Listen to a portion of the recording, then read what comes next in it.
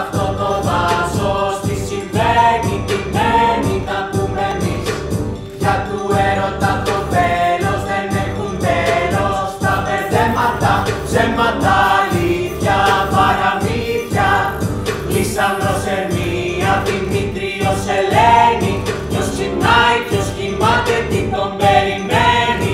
Ξόρια, ξωτικά, βλεφάρα, σφαλίστα, ασχετά μαστόρια που τραβάνε ζόρια. Και ένα κι ο το ξωτικό της σκανταλιάς. Και μούντος νάτος, ο μαστόρας ο πάτος. Ο Περών τιτάνια του δάσους βασιλιάδες. Αιγαίας, Θησέας, άνθρωποι.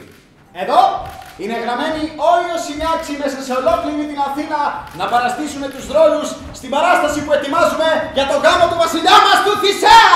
Αρχίδα φίλη Κιδώνη, πες μας πρώτα με τι έχει να κάνει το έργο, ύστερα διάβασε τα ονόματα των ηθοποιών και πιο ύστερα να αναχθείς συμπεράσματα. Εννοείται.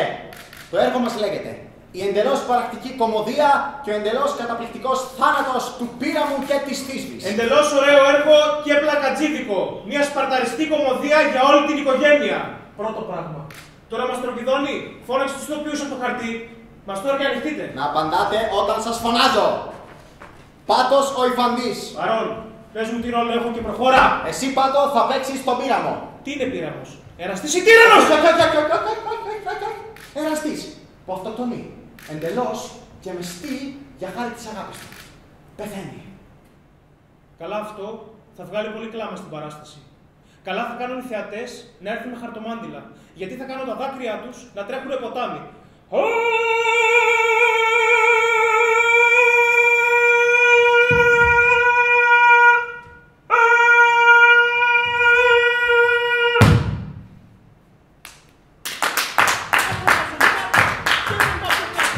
Έχω πιάσει πάτο και από μαστόρι θα με βρείτε, ηθοποιό φευγάτο!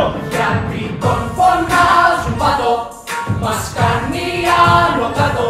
Αν θα παίξουμε το έργο σε θέατρο γεμάτο. Γιατί έχουμε τον Πάτο, ηθοποιό φευγάτο. Και θα παίξουμε το έργο σε θέατρο γεμάτο. Πο, πο, πο. Vive los clásicos. Τραγουδάρα.